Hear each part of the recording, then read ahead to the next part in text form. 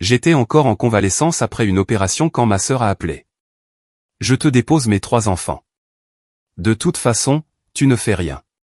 Je vais à Tokyo pour le musée Harry Potter. J'ai souri et j'ai raccroché. J'ai alors décidé de lui offrir un Noël qu'elle n'oublierait jamais.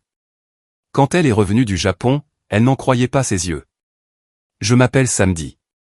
J'ai 34 ans, je suis agent de patrouille, l'aîné de 3 enfants, et celui qui s'assure que le tiroir à piles est toujours plein chez ma mère. Je porte un carnet sur moi-même en dehors du service, car les détails sauvent des vies. Je verrouille ma porte d'entrée à double tour par habitude. Je bois mon café noir parce qu'à un moment donné, j'ai oublié que le sucre était une option.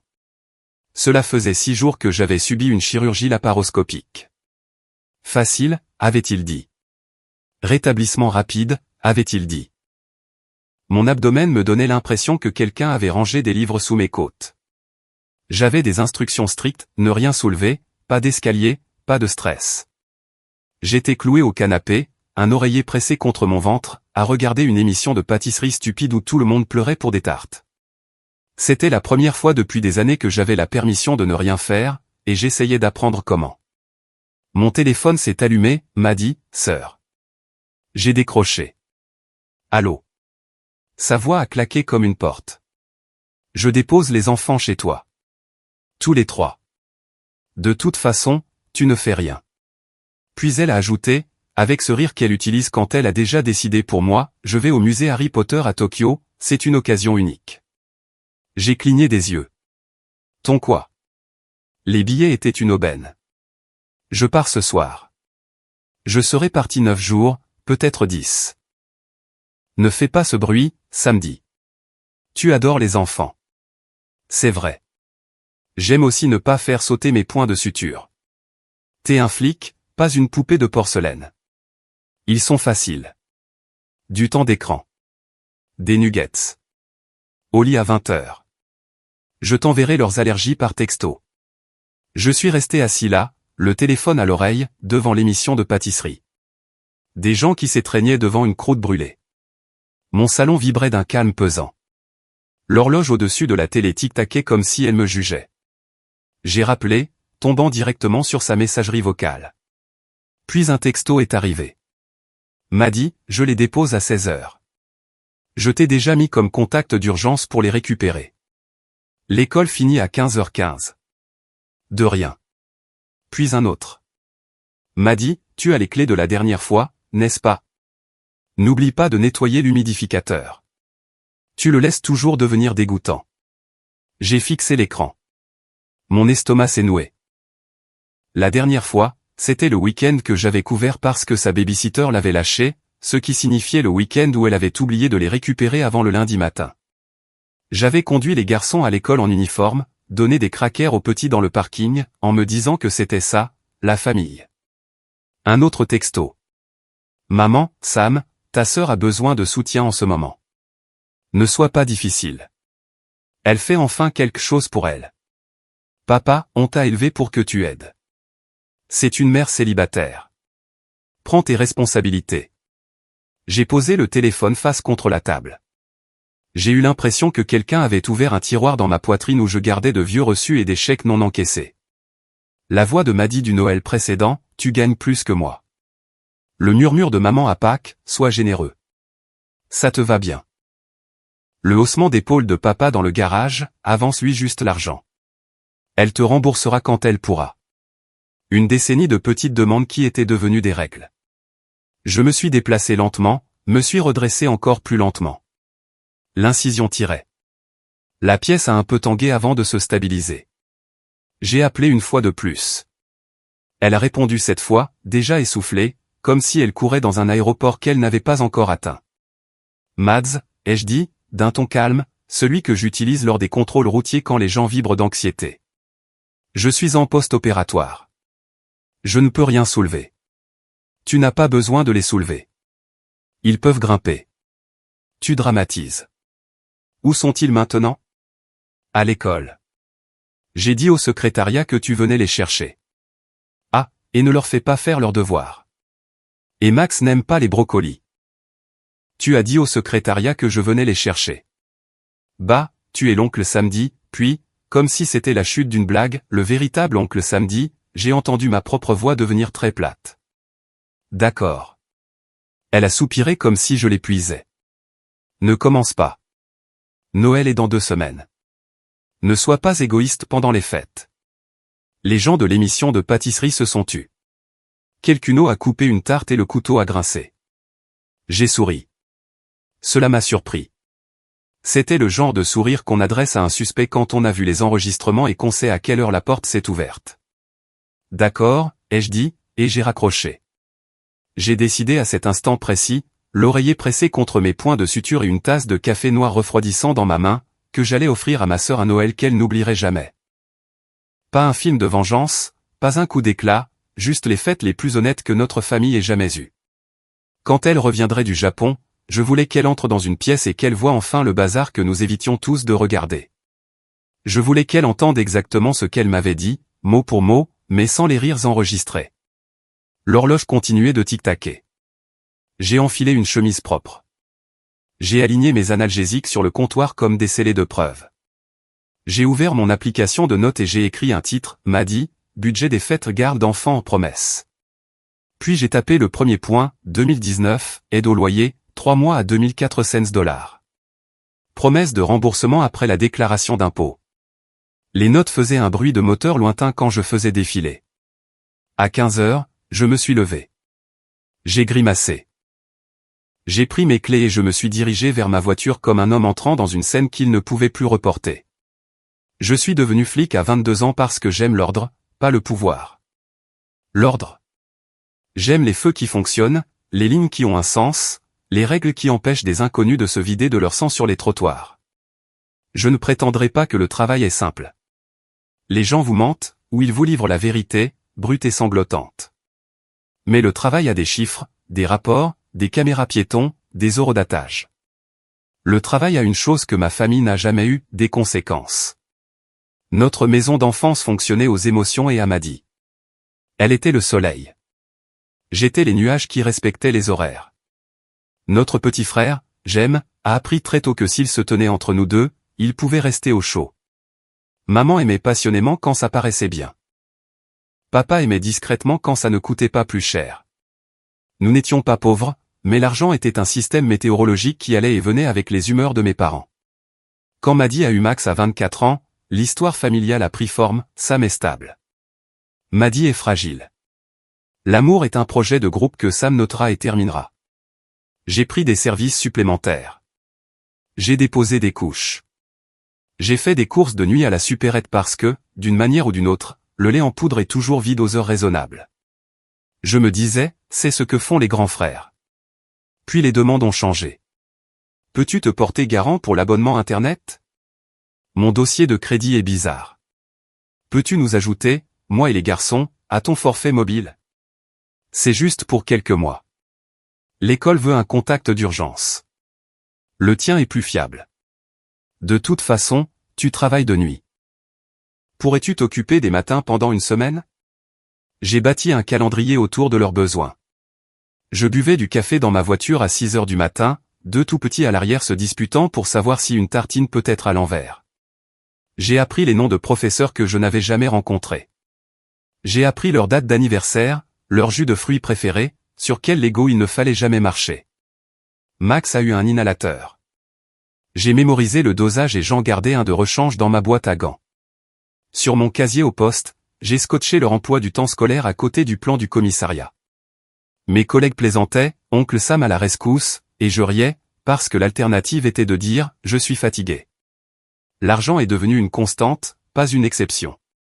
2018, loyer en retard. 2019, loyer en retard à nouveau, puis un cadeau ponctuel pour la garderie, qui est devenu un virement automatique mensuel parce que, avec ta banque, c'est plus facile. 2020, la pandémie. J'ai mis de côté ma prime de risque pour un acompte un jour. Maddy a appelé en pleurant, je ne peux plus respirer dans cet appartement. Les garçons ont besoin d'espace. J'ai payé la caution pour un logement plus grand à son nom parce qu'elle voulait son indépendance. Et d'une manière ou d'une autre, c'est toujours moi que le propriétaire textait quand l'évier était cassé. Noël 2021. Elle voulait de la magie. J'ai acheté le vélo avec le ruban rouge. J'ai regardé la vidéo de Max titubant dans un couloir que j'avais payé et je me suis dit que ça en valait la peine. Quand j'essayais de fixer des limites, le ton devenait acerbe. Maman, tu sais bien que ta sœur n'a pas choisi ça. Papa, tu n'as pas d'enfant. Tu ne peux pas comprendre. Maddy, tu es obsédé par l'argent. C'est malsain. Je tenais le tableur. Je ne l'ai jamais montré à personne. Le tableur me donnait le sentiment de ne pas être fou. Il était laid et précis. Colonne A, date. Colonne B, description. Colonne C, montant. Colonne D, promesse. Colonne E, statut. La plupart de la colonne indiquait « à déterminer ». Quelques-unes disaient « LOL ». C'était l'époque où Maddy avait emprunté mon ordinateur portable et laissé ses blagues en majuscules. J'ai pensé en parler à un thérapeute. J'ai rédigé un email que je n'ai jamais envoyé. J'ai pensé en parler à mon capitaine. J'ai imaginé son visage, ce n'est pas une affaire de service, agent. C'est ça. Alors, j'ai travaillé. J'ai payé. J'ai oublié de remplacer les pneus de ma propre voiture parce que j'avais remplacé les siens. Puis est arrivé ce que j'appelle le petit tournant. Au printemps dernier, j'ai découvert que mon nom figurait comme payeur autorisé sur le compte de la garderie périscolaire des garçons. Je l'ai découvert parce que ma carte a été débitée. L'email disait « Merci, Sam » avec un emoji confetti. Maddy a haussé les épaules. C'est juste un formulaire.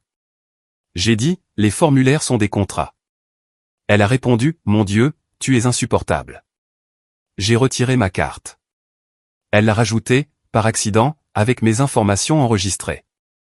Cet été, elle a utilisé mon compte Amazon, parce que c'est plus rapide avec Prime, et a expédié une poussette à $400 à son ami. Quand j'ai demandé des explications, elle a dit « Détends-toi, je te ferai un Venmo ». Le Venmo n'est jamais arrivé. Quand j'ai insisté, elle a posté une story avec la poussette et la légende « Béni » en me taguant. Les gens ont mis des cœurs. L'une des mères de son cercle a laissé un emoji de main en prière. J'ai fermé l'application et je suis allé courir dans la chaleur jusqu'à ce que mes jambes me brûlent. 2 mois avant mon opération, j'ai eu une affaire où un type jurait que son frère avait utilisé son nom pour ouvrir une ligne de crédit. Le rapport était impeccable. La famille ne l'était pas. Ce soir-là, je suis rentré chez moi et j'ai cherché mon nom, mon adresse et le mot « facture ». Rien de nouveau, mais mon cœur s'est emballé comme s'il y avait quelque chose. Quand j'ai dit à Maddy que mon opération était programmée, elle a dit « PFF, quand ?» comme si je dérangeais son émission préférée. Je lui ai donné les dates. Elle a dit qu'elle enverrait de « bonnes ondes ». Le chat de groupe est resté silencieux. Maman a transféré une recette de gratin. Papa a envoyé un pouce levé. Le jour de l'opération, Jem a texté « Tu vas gérer ». Il a 28 ans, travaille de longues heures dans un entrepôt, un expert pour faire profil bas. Il a proposé de me conduire. J'ai dit non parce que je voulais me dire que je n'étais pas seul, tout en prouvant que je l'étais. Je suis rentré à la maison avec des points de suture et un flacon de pilules orange vif. L'appartement sentait la lessive et rien d'autre. Je me suis dit que j'aimais le silence. Et puis le téléphone a sonné. Tokyo. De toute façon, tu ne fais rien. Le vieux choix était de retour. Être le nuage ou brûler. J'ai récupéré les garçons cet après-midi-là parce qu'il y avait 3 enfants dans le bureau d'une école avec des sacs à dos plus grands que leur torse et mon nom à côté du leur sur la feuille de sortie. La réceptionniste m'a souri comme si j'étais digne de confiance. Les garçons ont crié « Oncle Sam ». Comme si j'étais un château gonflable. Je les ai attachés un par un, lentement, prudemment, sentant chaque point de suture. Chez moi, ils se sont déchaînés comme des chiots. Les chaussures ont explosé dans le couloir. Quelqu'un a demandé des dinosaures. Un autre a demandé des nuggets, puis a pleuré parce que je n'avais pas fait la colline de ketchup exacte qu'il aimait. Le plus jeune a grimpé sur ma cuisse comme sur un arbre. J'ai ri une fois. Je me suis assis dans l'encadrement de la porte pour ne pas tomber. À 19h, ils dormaient tous dans des nids de couverture et d'épées en plastique. J'ai allumé la lampe du salon. J'ai ouvert mon ordinateur portable. J'ai ouvert le tableur. J'ai ajouté une nouvelle ligne, 2025, garde d'enfants post-opératoire non planifiée, 10 jours, à déterminer. Et j'ai écrit en dessous, accord, aucun. Présumé par autrui. Mon estomac me lançait. J'ai pris ma dose suivante. J'ai fixé le mot, présumé, jusqu'à ce qu'il devienne flou. Cette nuit-là, j'ai créé un nouveau document. Je l'ai nommé, plan de Noël. Il ne s'agissait pas de cadeau. Il s'agissait de clarté. J'en avais fini d'être le seul adulte dans une pièce remplie d'adultes. J'ai écrit des règles, courtes comme le code de la route. Je ne serai pas un plan d'urgence annoncé après le début de l'urgence. Je ne financerai pas la magie. Je n'aurai pas honte de dire combien les choses coûtent. Je ne porterai pas ce que vous refusez d'apprendre à porter. À minuit, j'avais une liste de captures d'écran à rassembler. Virement bancaire, texto, le portail de l'école montrant mon nom avec « payeur » à côté, modifié par Madiloc. J'avais un plan pour le lieu et le moment. Le Noël en famille, chez notre mère, le seul endroit où tout le monde fait encore semblant d'être gentil. J'ai fermé l'ordinateur portable. J'ai expiré. Dans le silence, je l'ai entendu, sous la douleur et le désordre de mon salon. Un changement. Ça ressemblait au clic d'une ceinture de sécurité enfin bien bouclée. La semaine avant Noël, l'Instagram de Maddy n'était que légende sur la « maman voyageuse en solo » et photos de bière au beurre. Les garçons m'ont appelé une fois en FaceTime pour me montrer une baguette de la boutique de souvenirs, puis ont été distraits par un distributeur automatique qui vendait des sodas mystères. Maddy est apparue à l'écran, a dit « tu me sauves la vie » et a disparu dans le néon. J'ai compté mes pilules. J'ai guéri. J'ai appris à Max à casser les œufs d'une seule main. Il m'a dit que j'étais cool pour un vieux. Le plus jeune a appris le mot flic et l'utilisait comme une menace contre l'aspirateur. Nous avions nos petites routines. Mais chaque soir, après qu'il soit au lit, j'ouvrais le dossier de preuves et j'ajoutais quelque chose. Le 23 décembre, elle est rentrée. Elle a texté « J'atterris. Peux-tu venir me chercher ? Je suis morte. » J'ai répondu « Non, prends un taxi.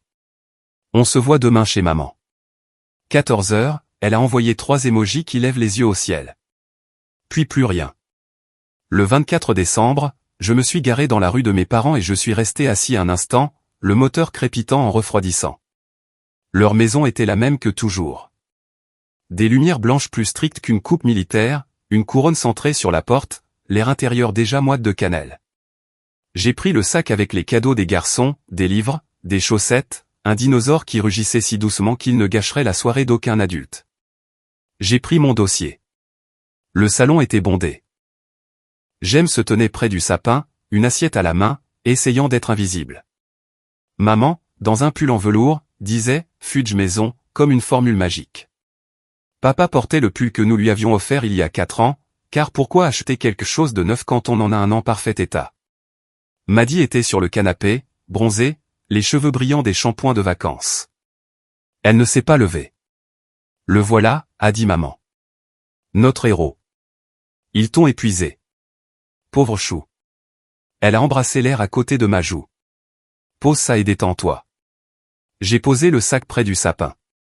J'ai mis mon dossier sur la table basse. Je me suis assis.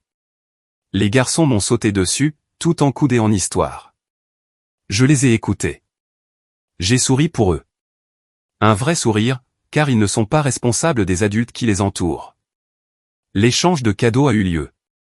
Papier déchiré. Cri. Papa a fait une blague sur le dinosaure. Maman prenait des photos comme si elle rassemblait les preuves de quelque chose qu'elle pourrait poster plus tard. Maddy a donné aux enfants des t-shirts assortis qui disaient « L'équipe de maman ». J'ai donné à Max le livre qu'il avait demandé 2 fois. Il l'a serré dans ses bras comme un radeau de sauvetage. Puis maman a applaudi. Ok, maintenant les cadeaux des adultes. Elle a tendu une petite boîte à Maddy. Maddy a poussé un cri de joie avant même de l'ouvrir. C'était une breloque en forme d'avion pour la voyageuse. Maman a dit, les yeux brillants, tu méritais ce voyage. Maddy a fait tourner la breloque entre ses doigts. Oh que oui. Ma gorge s'est serrée. Les bords de la pièce sont devenus flous, comme si mon corps me rappelait l'existence de mes récentes sutures. J'ai attrapé mon verre d'eau et puis c'est arrivé. La phrase de déclenchement, celle qu'elle utilise toujours quand elle est prête à m'encaisser comme un chèque. Elle m'a regardé par-dessus la breloque. En parlant de mériter, tu peux m'avancer le loyer ce mois-ci? Le décalage horaire et les factures, tu sais. Elle a ri. Tu gagnes plus que moi. Maman n'a pas bronché. Papa a pris une gorgée de son verre. La mâchoire de Jem s'est crispée. Je n'ai pas haussé le ton. Je n'ai pas fait le discours que j'avais répété 1000 fois. J'ai juste ouvert le dossier et fait glisser la première page sur la table basse. Je ne peux pas, ai-je dit. Et je ne le ferai pas. On va parler chiffres maintenant. Maddy a cligné des yeux comme si j'avais changé de chaîne trop vite. Quoi? J'ai gardé un ton neutre. On va parler de ce que j'ai payé, de ce que tu as promis, et de ce qui change aujourd'hui. Ce n'est pas une dispute. C'est un livre de comptes. Maman a laissé échapper un petit ricanement. Samuel, ne sois pas de mauvais goût. J'ai fait glisser une capture d'écran. Virement bancaire, date, montant, notes soulignées, les « à déterminer » qui ne sont jamais devenus autre chose. Maddy a levé les yeux au ciel. Tu es tellement dramatique. J'en ai fait glisser une autre, la page du compte de la garderie avec mon nom. Payeur autorisé. Le journal d'audit montrant, modifié par Maddy Locke, 12 avril, 11h07. Son visage a changé, juste un peu, mais je l'ai vu.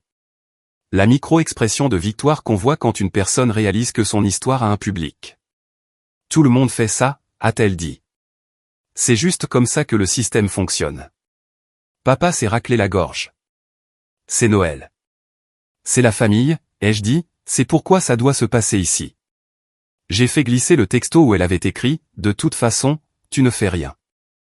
J'ai fait glisser l'email du secrétariat de l'école. Merci, Sam. Avec les confettis. J'ai fait glisser la commande Amazon avec la poussette et sa légende, bénie, et ma carte bancaire masquée. Maddy a ri, trop fort. C'est quoi ça, un tribunal? Je l'ai regardé et, pour la première fois, je l'ai laissé voir que j'en avais fini. C'est l'heure de rendre des comptes. Maman s'est penchée en avant, paume vers le haut. Sam, si tu avais besoin d'aide, tu aurais dû demander. On aurait. J'ai tapoté la pile de documents. J'ai demandé des limites. Je les ai écrites. Vous m'avez traité d'égoïste.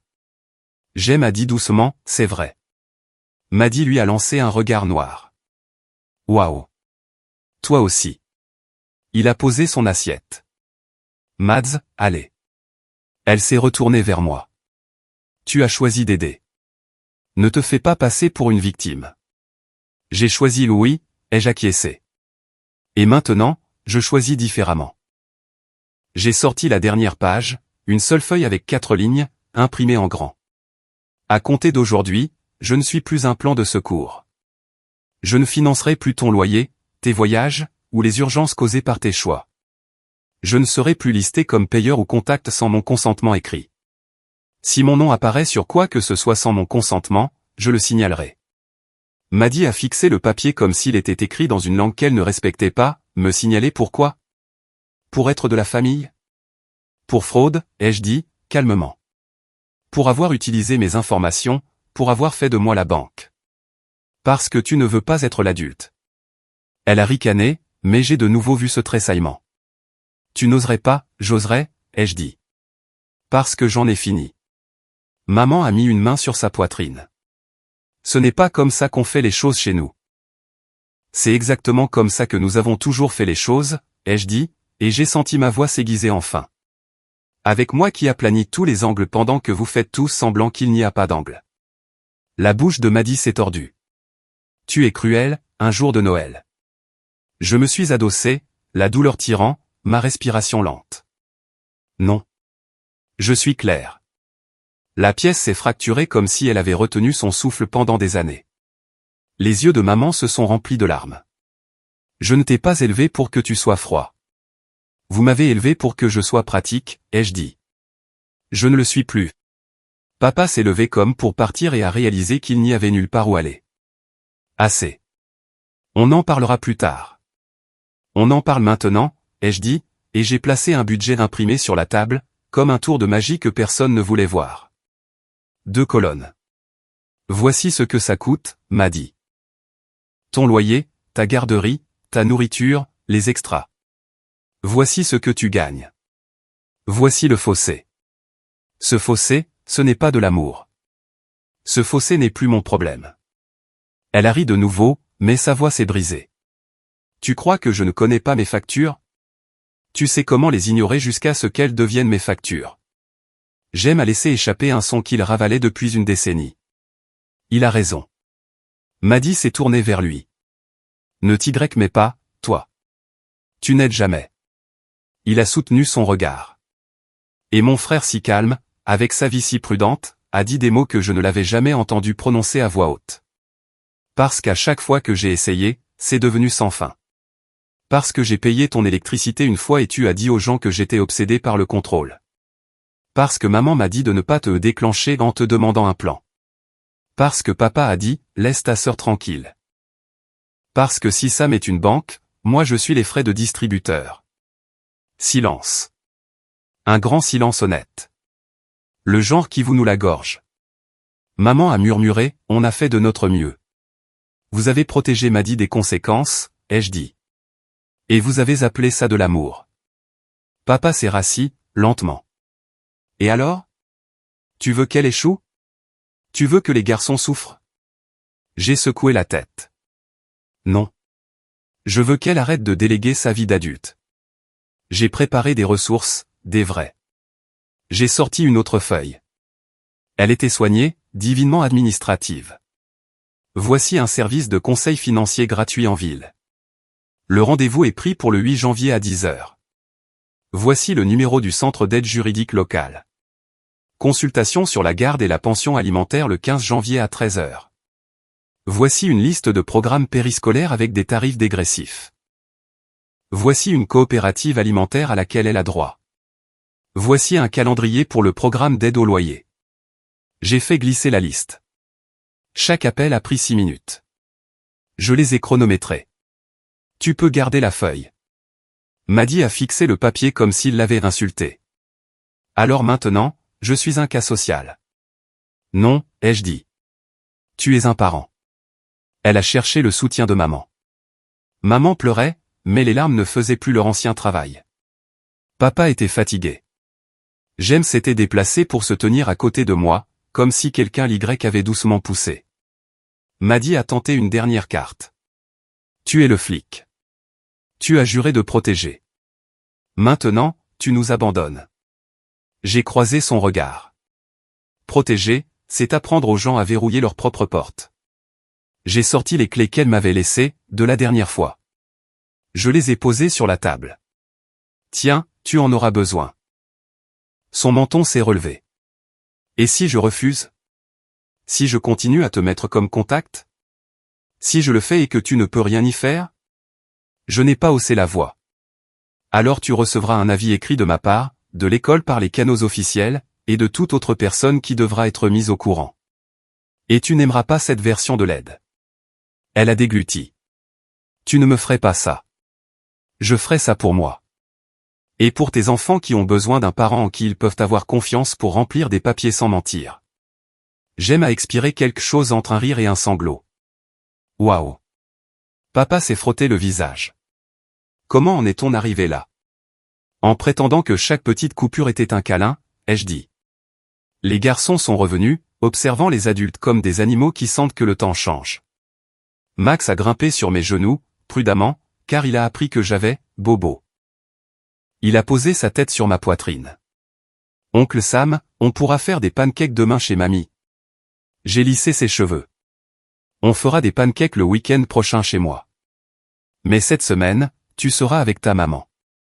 Il a hoché la tête. Ses grands yeux sérieux. Les enfants savent toujours quand la vérité est un mot d'adulte qui signifie que les choses changent. La voix de Maddy est devenue petite, la voix qu'elle utilise quand elle veut que maman arrange la pièce autour d'elle. Et si je n'y arrive pas? Et si je rate tout? Alors tu apprendras, ai-je dit. Et tu arrêteras de m'utiliser comme ton coussin. Elle a fixé la pile de papier. Sa colère était toujours là, vive et familière. Mais derrière, enfin, je l'ai vue. La personne effrayée que j'avais protégée comme si c'était mon travail. Ça ne l'était pas. Ça ne l'avait jamais été. Maman a reniflé, s'est ressaisie. Eh bien, a-t-elle dit, d'une voix cassante. C'est beaucoup. Et si on passait au dessert? Jem a dit, on est en plein milieu du dessert. Elle a regardé la tarte intacte.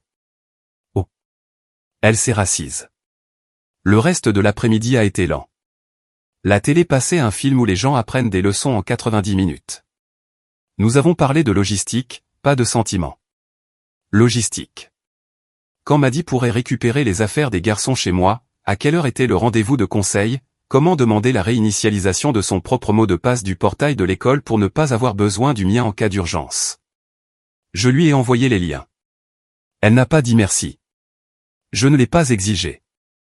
Quand il a été temps de partir, Max m'a serré fort dans ses bras, comme pour s'ancrer. Le plus jeune a chanté « Flic, flic, flic » et m'a tapoté le visage comme s'il me redémarrait. Je leur ai embrassé le sommet de la tête. Je me suis levé, mon incision a tiré, puis s'est détendue. Sur le pas de la porte, maman m'a pris la main. Ses yeux étaient humides, mais sa voix était moins théâtrale. « Tu es sérieux? » « Je le suis. »« Tu es heureux? » »« Non, ai-je dit. »« Je suis honnête. » Dans l'allée, Jem m'a rattrapé, les mains dans les poches, son souffle formant un nuage.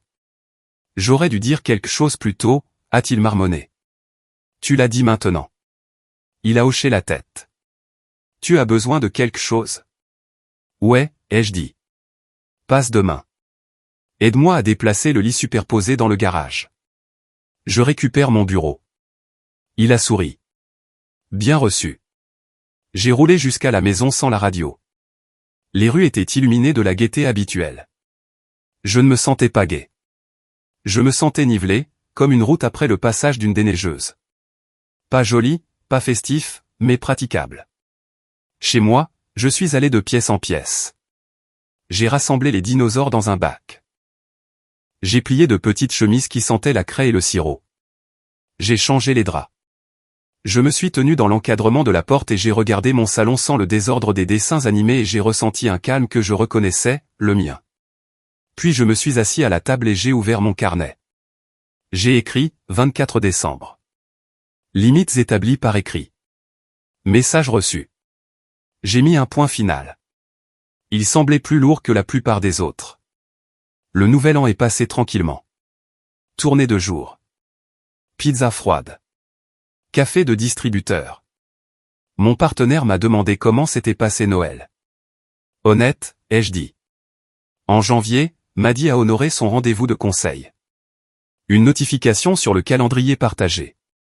Une semaine plus tard, elle a texté un budget papier désordonné. J'essaie de comprendre. Maman appelait moins. Quand elle le faisait, elle prononçait le mot « parentification » comme un mot plein d'écharde. On ne savait pas, je vous l'avais dit. Je t'entends maintenant. Papa a envoyé une photo d'une lampe qu'il avait réparée. C'était suffisant. Jem est venu. Le dimanche. Pancake, carte, un silence là où le drame avait l'habitude de s'asseoir. J'ai ajouté de petites choses à ma vie. Un cours de menuiserie, des pneus neufs, un week-end de congé, dormir sans réveil. Quand Maddy m'a de nouveau listé comme contact, je me suis retiré. Non. D'accord. Elle a trouvé une babysitter, un plan avec le propriétaire, un budget qui tenait la route. Les garçons sont venus pour les pancakes. Max m'a demandé de venir à la journée des carrières. J'ai dit oui, si maman est d'accord. Il a hoché la tête comme s'il me croyait. Devant l'évier, j'ai dit la vérité. Je ne suis ni une banque, ni un plan de secours, ni un héros. Je suis un homme avec des limites. Je ne lui ai pas offert un Noël parfait, juste un Noël vrai. La morale de poche, je ne saurais pas utiliser. J'aiderai avec respect et consentement. La première fois qu'elle est venue les chercher, elle s'est tenue sur le seuil de ma porte. Merci, a-t-elle dit. De rien, ai-je répondu. La porte s'est refermée. J'ai respiré profondément. Puis j'ai allumé les lumières.